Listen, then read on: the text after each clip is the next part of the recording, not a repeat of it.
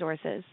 This session is going to help you understand the importance of quality of hire and how it drives better business performance, engagement levels, and turnover. To tell you more about what you're going to hear today, I'd like to introduce you to our speaker, Kim Laker. Thanks, Devin. Oh, sorry. Sure, Cameron, I can pass it right over to you. Go ahead. Tell a little bit about this. No. I guess a lot of these people have actually attended either one or both of the last two sessions. Yeah, they're tired of hearing about me, I think. I guess I'm doing this just for the benefit of anyone who hasn't been here before. Well, I'll tell you really quickly, Cameron's the co-founder of MindField Group, which is a company that focuses on helping hourly employers improve the quality of their workforce. And Cameron, has a lot of expertise in sales, marketing, competitive strategy, and technology. And Cameron, thank you very much. And now I'll give it over to you. And I apologize for jumping the gun there. No problem. Hi, everyone. Thank you and welcome back. And for those of you that this is your first one, thank you for signing up, and we'll have some great content here for you today. A couple of things just off the top that I wanted to briefly chat about. There was a lot of conversation or questions on our last webinar about turnover data, and specifically Alberta and some Calgary information. We were able to pull some data here to give you some perspective, and we've actually just tweeted out the report. And it's from the Calgary Labor Market Reports. If you're on Twitter and you go to MindField Group's Twitter, you can find the report there. But a little bit from Q1 of this calendar year, so January to March. I know it's a little bit late, but typically these reports are delayed. Retail in Calgary, 6% turnover, and that was just of current staff. So if you assume that 26% happens throughout the year consistently, we're actually looking at north of 100% turnover in the retail space in Calgary. Just for those of you, there are some food services people. Food services was 37%. So for those in retail, I think we got it tough. Food services got it even tougher. For Western Canada, overall turnover for was 20%. So that's Manitoba West. And just piece of information, this was more, and we grabbed a little, there's a ton of data and ton of information in this report that you can get it. But the average entry-level food service worker, and I know that it's not necessarily a retail sales associate, but I think there's a similar market targeting here, was $20,000 for a full-time kind of entry-level food service worker in Calgary. But again, those numbers were 37% was what food service turnover was in the first quarter of this year, and retail was 26%, and then 20% overall for Western Canada. So I hope that provides some answers to some of the questions that came up in the last webinar. And again, that data, that report is available on our Twitter page if you want to go look at it, and it's just @MindField Group, and there's lots of information you can get from that. So I'll just pop right into it here, and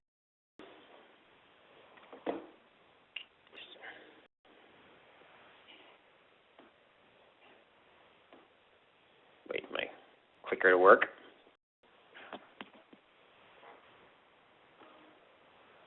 So MindField Group, essentially what we do is we help hourly employers hire the best people and help hourly workers land jobs that they love. And that's really our mission statement. So both servicing our hourly employers, restaurants, hotels, call centers, warehouses, and hourly workers. So job seekers are looking for full-time or part-time work, and even store management.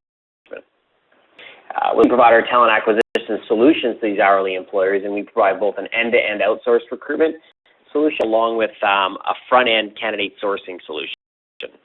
A little bit of some data here. In the past 4 years, we've processed over 1 million applications, candidates. We've hired over 40,000 Canadians over the past number of years. We've over 10 million visitors to our career sites, and we've seen an average of about a 22% applicant conversion rate, which is individuals that end up on our customer's career site and then decide to give us information. That's a conversion ratio. And a lot of the content that we've talked about so far in the webinar is really based on the sample size and the data that I presented here. So it is cross-country, and it is fairly rough as far as the data that we do have.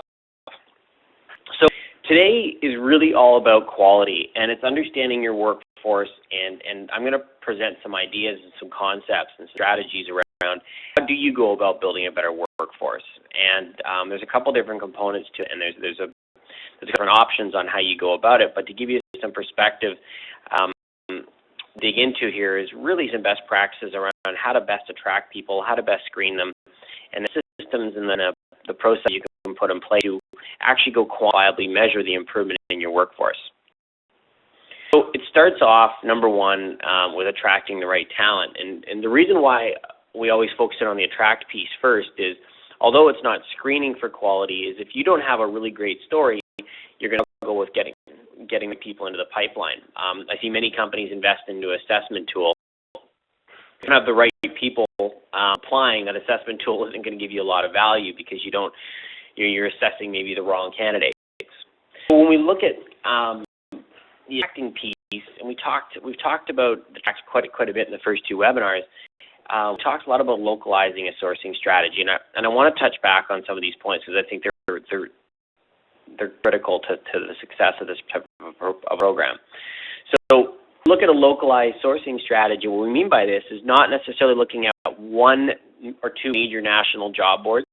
I think you need those in your marketing mix, but really being clear on what's working in different communities and making sure that your sourcing strategy in Calgary is different than Vancouver, and your sourcing strategy in Fort McMurray is different than it is in Winnipeg.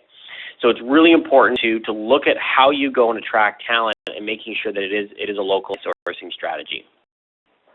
This is communicating your EVP or your employment value proposition, getting away from the generic benefits and the generic promise and really distilling down what is the core value proposition that your organization has to the type of talent that you're trying to attract.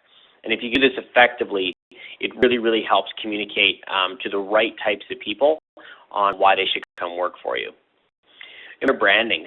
So looking at how do you go and connect with these individuals outside of maybe just your career site, where there's career fairs, what's their candidate experience like, what's their experience when they apply at a store level, even from a walk-in perspective.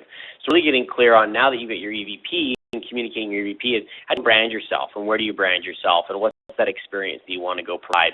The final piece, obviously, is the career site. So having a really slick career site that is mobile friendly, that makes it easy for people to apply. Because if you connect all these four pieces together, you really start to generate a fantastic opportunity, anyhow, to drive great candidate flow.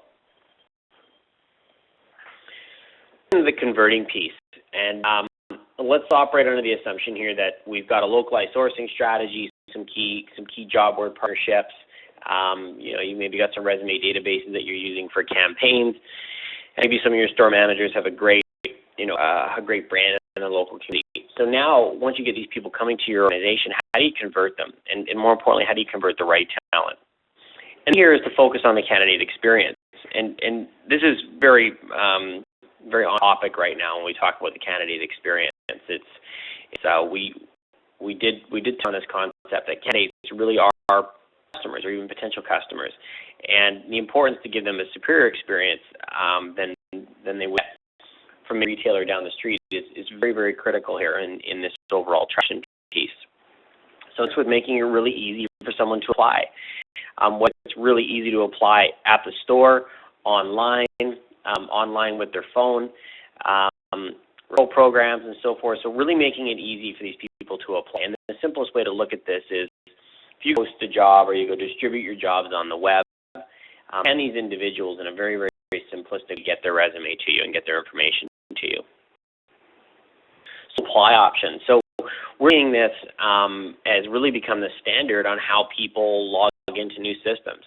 When you join Instagram, you don't create a unique user profile. You sign up with your Facebook account. And that social portability is really key, and it's an expectation of today's job seeker. So when you think about how they apply, how you make it really easy is don't have them fill out a ton of information. Leveraging the ability for these people to use their Facebook profile or their Twitter profile, Google, or even LinkedIn to apply is really another key piece here to drive a great candidate experience. Mobile optimized. So I've harped on this quite a bit over the past couple webinars, and I can't stress how important it is to really make sure that you've got a process that is mobile friendly, and in the best case scenario, completely responsive to whatever device that individual is using. relationship with the candidate, and this can be done both digitally and over the phone, but when you think about your EVP and you think about what your real core value is to the market, and you think about how you brand yourself and what that experience is for that applicant or candidate, is how to build a relationship. And that relationship starts with the second they start to touch your employment brand, whether it's online on a job posting or even in store. So building that relationship for the short term is one piece. So making sure they get through the process clearly, they get a great, consistent message around where they are in the process, and if not chosen, that they're totally not chosen. But if they are progressing in the process, they're not waiting for 30 days to find out about the next step.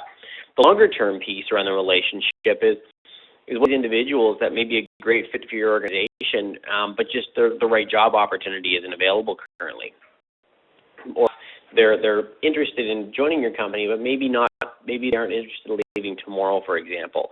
So thinking about how can you go drive a deep relationship with the candidate experience perspective, and then looking at your technology stack around how can you go and communicate to these people on a regular basis. And I think simple job alerts is one way to look at it, but when you think about that entire touch point, it's really important. And what I encourage all of you to do, and I know this is a funny thing to do, but ask yourself when the last time it is that you tried to apply to your own company, and you want a solid review of your processes. Go in and try to apply. Go find one of your postings, count the number of clicks, put a stopwatch, get your iPhone out, and find out how long it takes for you to actually go apply to your company.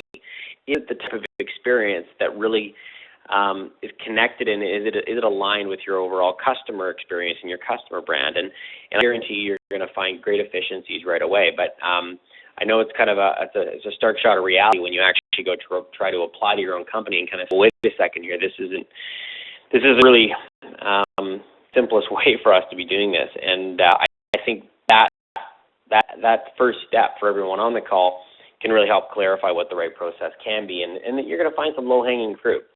And then implementing supporting technology, so an applicant tracking system or recruitment management system, something that does the basics as far as displays your jobs on your career site, makes it easy for those individuals to apply. This technology is extremely affordable nowadays.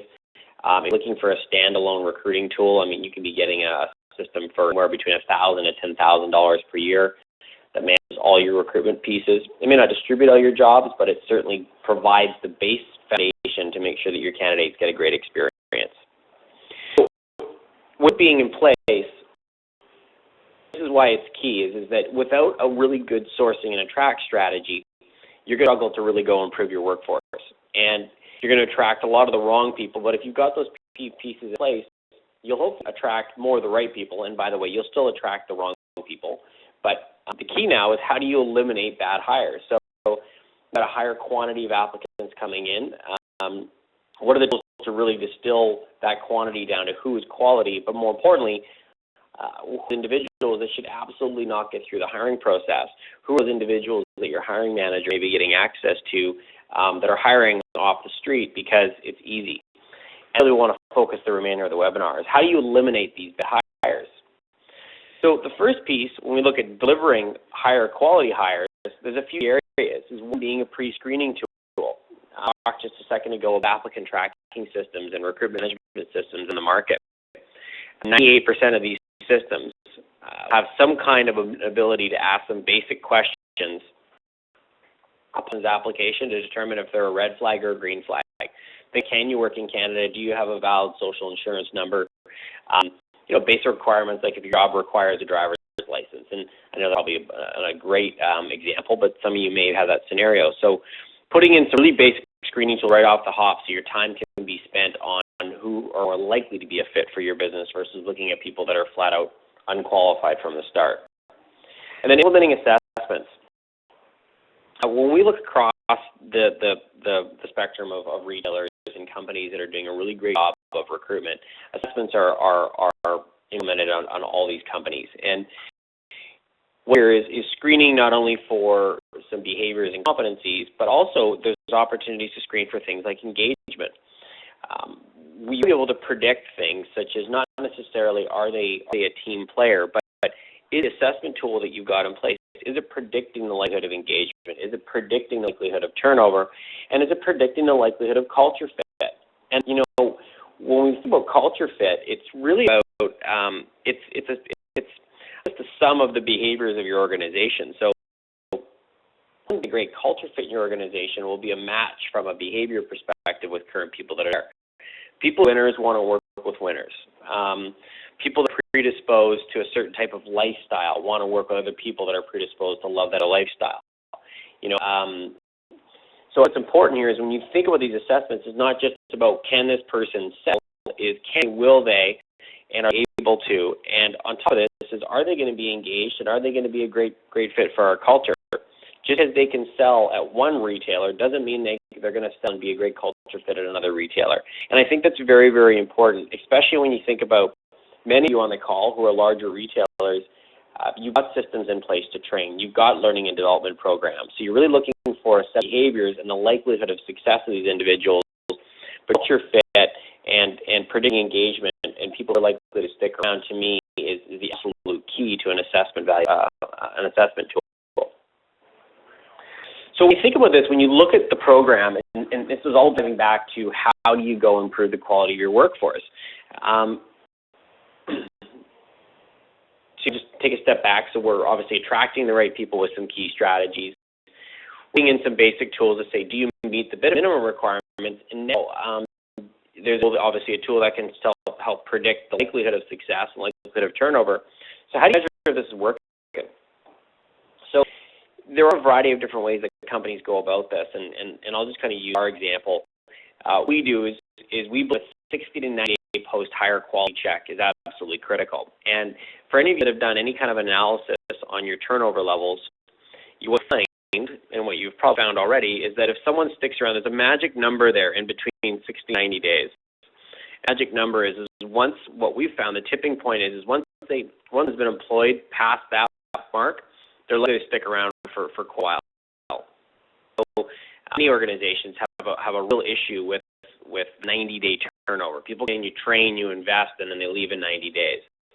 So think about not only how do you build programs to keep them there, but measuring quality in and around that kind of tipping point date is really critical. And if you pull some basic data, I guarantee if you haven't looked at this before, your eyes will be open to this.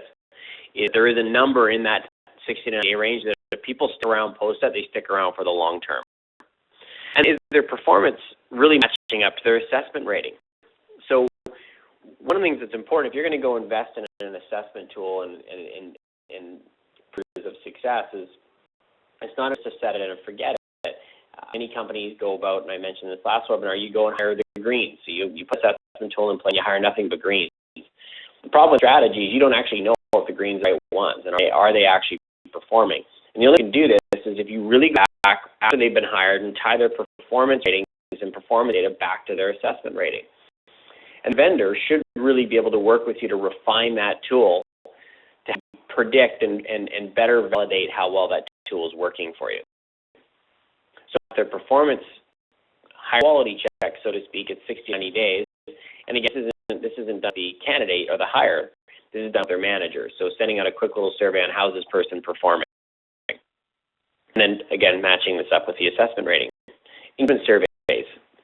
I think that when we look at the hourly space and retail in more particular, I hear a lot of companies doing assess surveys, and here's the issue.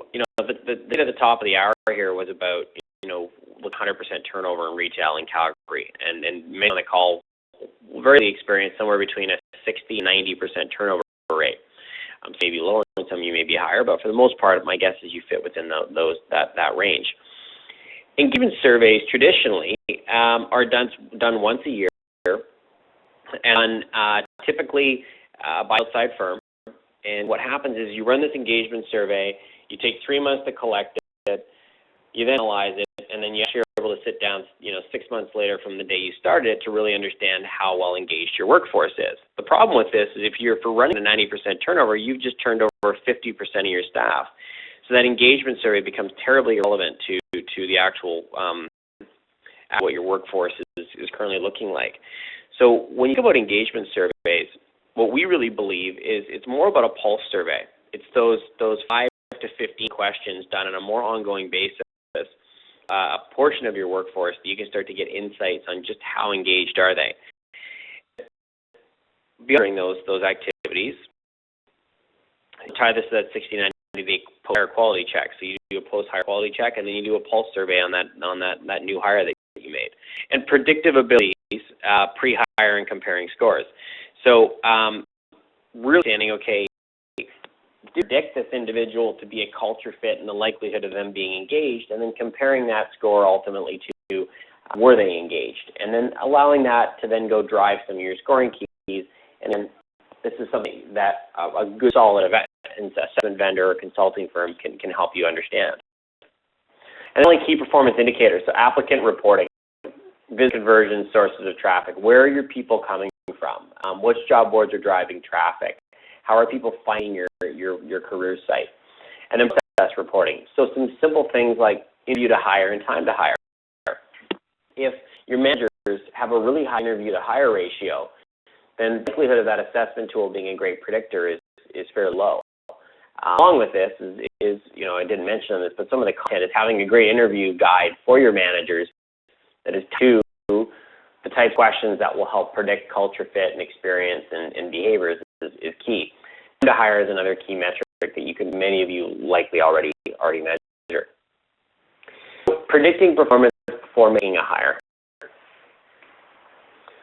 Any company, when you look at performance across the workforce, it's good bell curve. Every bell curve will look the same, but when you look at, there's going to be people that are, this is an example of a sales associate. There's going to be a team that quota plus 50%. You're going to have your workforce that meets quota, and you have part of your workforce that misses the quota. But we've seen time and time again, it always works on a bell curve. So when you think about this bell curve, is really, the game should be about not just replicating that quota plus 50%, but it needs about how do I stop hiring people that are costing me money. And we look at this, and I think it's good to look at your workforce is what percentage of your workforce is actually costing you money. And the metrics that we use here internally is typically their average pay minus, plus another 40%. Where top performers are producing much more than they're being paid. And sad reality is that many retailers have a big portion of their workforce that in fact costs them money every single day. Training and development can help improve this. But really, when you think about how you want to go improve the quality of your workforce, everyone goes right away to, I want to go hire more of my A players. And I completely think that is the right thinking. Where you can get your biggest bang for your buck is, how do you build a system and a process and a series of questions and a quality of hire approach that stops you from hiring these people that are costing you money every single day, the people that are costing you customers, the people that are providing a bad experience. And this is where I think the focus needs to be when you think about building tools. If you're very far right of this performance this view of workforce, it's very difficult for you to build a workforce of 100% of the people who are hitting quota plus 50%. It is very difficult to do that. With compensation challenges and just regional challenges, it's actually very easy for you to eliminate those bad hires. So a case study that we did, and this was with a customer that had 700 retail employees that we surveyed. And to give you a perspective on and this is a company who I think has got a fantastic employment brand and great systems. They found, with them, actually 11.5 or 11.4%, those two top left boxes there, were not meeting expectations from a performance perspective. They were costing them money. And then beyond this, they looked at, who was far exceeding expectations, and you had 0.3 of the workforce. So, again, the reality is, can you go hire 100% of your staff that far exceeds expectations? It's just not doable. And again, kind of tying back to this concept of how do you build a process and what can you do to go eliminate these people on the left, the don't meet expectations and the one that so meet expectations once in a while. And then looking at your engagement piece, this is basically we had 13% of their staff was disengaged or disenchanted. Now, here, guys, the question is, someone can be highly engaged and be horrible at their job. Right? That's part of the reality is having someone that's very engaged is not enough. Having someone that is successful is not, because if they're successful in their job and they're disengaged, there's going to be a miss there. So by looking at engagement and the quality of your hire. So again, if you look at this and said, building an approach that eliminates that 10 to 30% of your workforce that costs you money every single day, and then making sure that you're aligning your hires with ones that are going to be engaged, because the perfect storm here is having people that are highly engaged and are successful, exceeding expectations, and far exceeding expectations, even enrolled, obviously. So those three buckets, successful, exceeds, and far exceeds, and to go drive a high percentage of enrolled, highly engaged staff and be able to report on this, I believe those two components are the cornerstones for building an amazing workforce. So with this as a model perspective, and this is just a visual to give you a bit of a perspective when you think about, and for those of you on the call that got deep in stats in university, you're going to love this slide. I personally didn't like stats, but it's very relevant. That left quadrant, those people are the ones that cost you money, and those are the ones you have to absolutely stop hiring. And I talk about on the left-hand side is really about job performance, the y-axis, and the x-axis is around qualifications. So there's going to be a minimum targeted performance threshold and a minimum qualifying standard. So predicting how these people are going to perform in the job and making sure they have the basic can-do and will-do behaviors that are going to meet the qualifying standard. And when you put any system in place, it should be designed to remove that bottom quadrant. So what happens then is over time is you're going to have errors that happen. So yes, you're going to eliminate that bottom left-hand quadrant by really just understanding who doesn't perform and what is the consistency between those who don't perform, combined with what is the difference between those who don't perform and ones who exceed expectations. It'll build the system that starts to drive that top right-hand quadrant. Really, the people who have high qualifications have high performance after hiring. But you're errors. You're going to people that end up in that top left-hand quadrant and bottom right-hand quadrant sneak through the process. And think about how you go build a system and how you go drive workforces. How do you identify those people? How do you identify this from a performance perspective? Who are the ones that are just they're getting hired but they're not performing, or they are performing but really don't have the right attitude? Maybe they're disengaged, for example. So I think for you on the call who this kind of stats and digging into this from an analysis perspective is look at your quality of hire suite or your approach to improving your workforce in a 4-quadrant type approach. Step 1 is eliminate bottom left. Step 2 is make sure that everyone fits in the other 3 quadrants. And then step 3 is to really go eliminate the errors in those bottom 2. In quality of hire, we'll do things. Reduce turnover levels. Absolutely improve employee engagement. Without a doubt, will save time and money. We have this conversation a lot is around, how do you make an investment of a couple $100,000 into a hiring program? Well, when you put the business case behind it and you look at the stark reality, perhaps you've got 30% of your workforce costing you money every single day. Your chief financial officer will start to really listen to you when you start presenting a strategy around how to improve the quality. So when we look at this, the process, if you think about it from a step-by-step process, you think of a pre-screening tool. So basic requirements, and your technology vendor should be able to very easily put these things in place for you, or have this module turned on so that you can do it yourself. And my gut says, as many of you on the call already have this. Then this is the assessments. And I'll be clear on this: is you have assessments in place, but if you run the assessment really late in the process, post-interview, decision for the most part has already been made on that applicant. That hiring manager has already made that decision.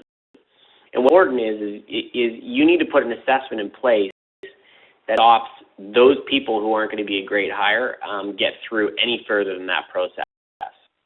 Then we talk relationships. We talk about the candidate experience. What central team of recruiters, HR, or it's the store managers or someone at the store talking to these great people. So ones who look and feel like it could be a great fit for your company is having a conversation. I call it phone screening or phone interview, but it's very much about that candidate experience, candidate care piece. If dealing with money, criminal background checks is absolutely critical. And back is our key partner on this, and I'm always blown away at companies who have a percentage of their staff dealing with cash and don't have something like this in place. Reference checks. Look at this from a few different ways. One can be, did they actually work where they said they did? Did they actually go to school where they said they did? And then there's the character reference checks, past bosses and past employees. Now, people don't give bad references. But when you think about the line of questioning that you need to go incorporate into this, it can really help drive that quality of hire. Our question is, would you hire this person again? That's the killer reference check question. If you ask that question and the person no, then that's probably a pretty good red flag. Finally, post-hire quality checks. So as you've now made a hire and someone has went through this entire process, how good are they performing? And what you learn is you start to learn the ones that are performing, and you start digging into the details behind them. There's going to be some consistencies there. And hopefully you've got an assessment platform and an overall screening process that lets you identify those quickly. But more importantly is you'll also find out ones who aren't succeeding, and there'll be a consistency there as well. But this is really a commitment to a continuous improvement approach. Our strategy and why we speak so passionately about this is on a base level, companies who are using parts or a little bit of this approach, who implement a quality of hire and a commitment to improving the workforce approach, will lower their turnover by minimum 10% in the first year.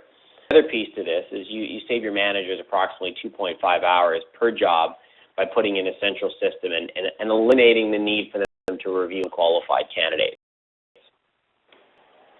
So that kind of is the last slide of this three-part series. A couple of housekeeping things. I'm here to help, and obviously, tried to do over these past three webinars is to really provide some insights into the data that we see and the data that we've got. But we're also here to help. We chat with anyone who is interested in exploring things further with us. And for those of you who are on the larger scale, go to mindfieldgroup.com/RCC webinar.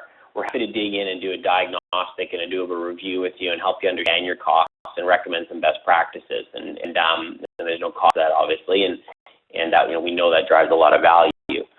And for some of the smaller retailers on the call, looking at helping you, if you've got an immediate role to fill, we're happy to do this as well. And that's at mindfieldgroup.com/RCC hosting.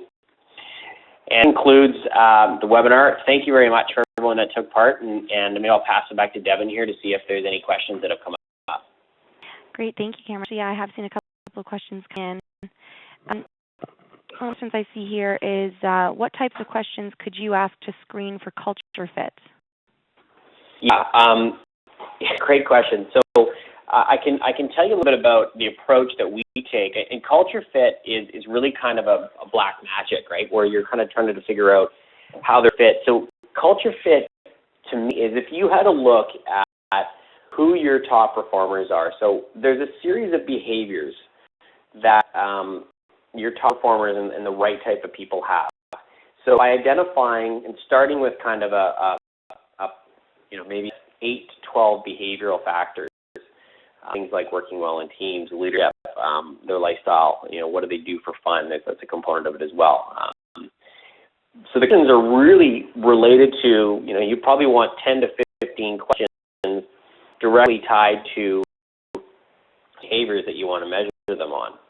So we knew that one of our key customers, the number one defining trait of a great culture fit was people who are predisposed behaviorally to hitting targets and hitting results. This is probably a fairly generic comment, but it was really key to understand, was driving and hitting results was a cultural reality within this business. It's a culture of your numbers, and you pride in your numbers, and people were behaviorally inclined to always find a way to succeed, whether it was in school or in sports or in life, were a great culture match for that business. That company, but the key culture fit was really about their lifestyle and cared about. And, this embracing of a very specific type of lifestyle was the number one determining factor of someone being a great culture fit. So when you think about defining culture fit and trying to understand who is a good culture fit, it's really it's the sum of your behaviors. That's kind of is your culture. Now, your ideal culture is going to be a subset of those behaviors that you want to make sure everybody fits into. And it can be done by validating your current workforce, surveying your current workforce, understanding of that workforce that you survey, who really the key the performers and the culture leaders within that group, and you can get that feedback from your store managers, and then distilling down what are those 1 or 2 or 3 behavioral traits that really define a great culture fit. And then it becomes the basis for all of your screening moving forward when it's defined by when you're looking at culture fit. So I know it's extremely simple, but it's also very complex. And so when you think about screening for culture fit, this isn't about 1 or 2 questions that you put on a screen. So you clearly understanding what are those 3 or 4 behavioral traits that define a great culture fit within your business. That's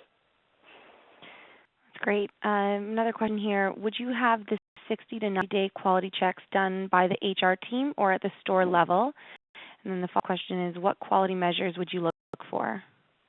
So there are different ways you can go about it. When you look at the hires that are getting made, everyone's kind of got a performance review program, but typically that's tied to compensation. And so our quality check can be done, I think, both by HR and the store manager. Someone's going to have to drive it, and that has to be HR. So by working with the store managers, following up, and you can set up some basic surveys. You could use something as simple as SurveyMonkey if you really wanted to send out to your managers to say, tell me how this person's performing. So HR typically needs to centralize that and make sure that, follow up with the managers to have them completing those post-hire quality checks. So that's kind of an answer to question 1. Question 2 is, what types of things would you want to measure? And really that kind of comes back to your business. What are core business outcomes that you're trying to predict? What are the things that are tied to your business strategy? If you're a heavily sales-driven organization, you may want to use POS data around how well is this person performing in a sales capacity? Are they above or below the average as far as what they're producing on an hourly basis or a shift-by-shift basis? If you're heavily customer service focused and it's low customer service scores, then maybe you'd look for how they got scored on how they deal with customers. You can further into, maybe comment cards, for example. So when you think about how you want to measure and what you want to measure, you really have to think about it. Well, what does the business care about? You go to store operations and ask, what are the 2 to 3 key things that are most important to you that are quantifiably, measurable, design quality? And I'm very certain the store ops team will give those 2 or 3 or even 5 numbers very, very quickly. But we've found historically it's related back to sales numbers. It's related back to customer service scores. It's related back to some subjectivity on how well they've integrated themselves with the team from the store manager. But also, you think about it, engagement. Their engagement level could be another key KPI that you're looking to go and measure as well. So it's really it's very tough question to answer because it's going to differ for every company. But Mike says for the most of you on the call that sales numbers is going to be probably front and center as far as one of the most important pieces. Yeah, I feel like I should remind all of our audience that they can send in their questions through the chat box, and if you can't find the chat box, it's just up at the legend at the top of the screen. It'll just kind of pop down if you put your cursor over top of that. I see 2 other questions that have come in through while you were doing your presentation. Here's the first one: is how often should I run engagement surveys? Yeah, I like the concept of almost 365 days a year. And so what we leave is a really simple way to go collect this information is, step back. If you've got a big, massive survey that takes forever to collect, you're not going to do it on an ongoing basis. But if you think of engagement as far as 5 to 15 questions, there's no reason why you can't run every one of your new hires through some kind of a workflow. So what I mean by this is, let's say every 6 months, all current employees get a quick little message on how engaged are you, and those 5 to 10 to 15 questions to determine engagement. So we look at it in 365 days a year, but it's all based on timed intervals. So if someone hits their 6-month anniversary, then they're going to get a survey asking them how engaged they are. I think doing it any more than quarterly is overkill. I think probably semi-annually is a great way to look at it, including some kind of an initial say with new hires on how are they feeling about things after 60 to 90 days, and then driving them into kind of this ongoing report. And what we're able to do then is also run reports and show measurement and show trending.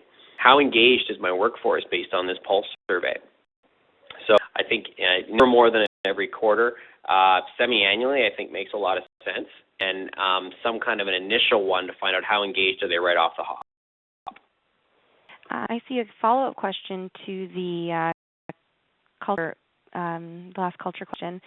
So can you give some specific questions that they could ask to determine culture fit and how to rate and assess the candidates' responses? That is,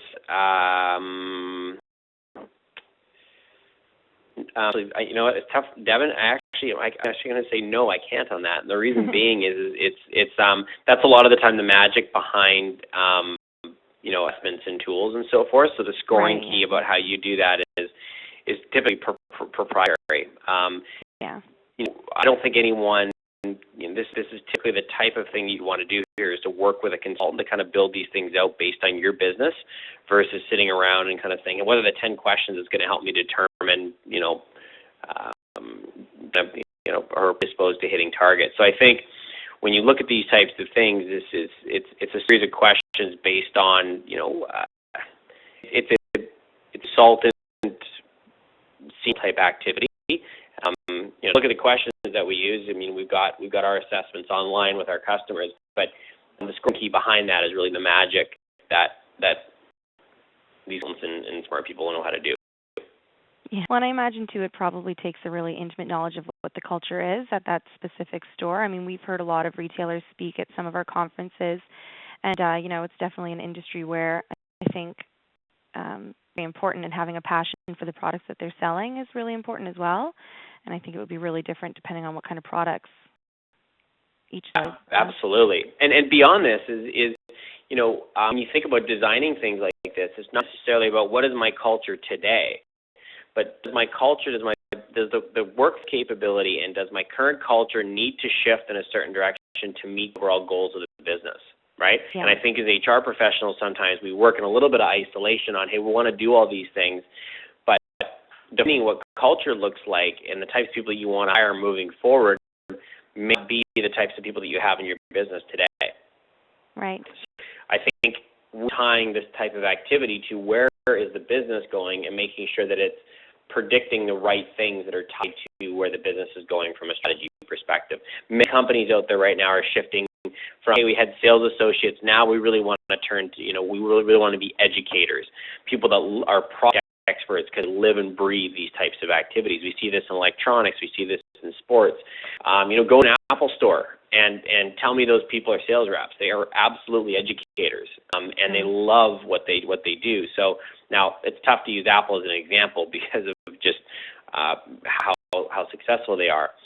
But when you think about your business, do you have, when you think about these tools, is really about, does the culture questions and what you want to predict, does that fit today's culture or the future culture that you're trying to build? Mm-hmm. That's a question to answer. That's not an afternoon meeting whiteboard, right? That's driven typically by the CEO. Mm-hmm. So the next question then is, are we allowed to ask for criminal checks even if they don't deal with money but are dealing with inventories? Absolutely. I'll move on to the next question. We're happy to add to that. No, and whoever asked that question, we're happy to do an intro. Our partners back check on that as well if they're interested in exploring that further. Okay. Here's the next one: is how do you predict turnover through assessments? So the way you predict turnover through assessments has a couple different ways, and this is a fairly, and the questions are great. I I started out a PhD in this stuff, so you're pressing my mental capacity to answer some of these questions. But when you look at turnover and predicting turnover, there's absolutely a series of behaviors and some consistency with people that leave and the ones that stay around. The way you would help predict this is when you first go and look at your current workforce, is you want to understand the ones. So if you go and run an assessment, or you go run a survey on current employees, to understand, okay, what are the consistencies of the ones that stick around, and the ones that do start to leave, it's kind of an ongoing evaluation. So turnover will likely be related to lack of performance, behaviors that are associated with a lack of performance, and if you can identify which those behaviors are well in advance, to impact turnover levels. And it's not just saying, well, here's the 3 behaviors, or here's the 3 indicators of people that stick around, but now here are the 2 behaviors that we know right away lead to poor performance, and poor performance is typically tied to turnover a lot of the time. Shifts, or they're not succeeding, they're not making the right money, or they don't feel integrated with the team. So when you think about predicting turnover, it's really about understanding the behaviors that are associated with people who don't succeed in your business. And that, combined with understanding the behaviors of people that do succeed in your business, you'll start to understand what that delta is from a behavior perspective. That's how you start to go by predicting turnover based on similarities in behavior of success and non-success. Does that make sense? I don't know if you can, Makes perfect sense. Those are all the questions that I see for now, so I think that that will conclude our Q&A. But if anybody has any additional questions, you can send those through to RCC at customerservice@retailcouncil.org, and then I can forward those along to Cameron to have them answered later on. And Cameron, I really appreciate you having come, provide all this great information over the last 3 sessions, and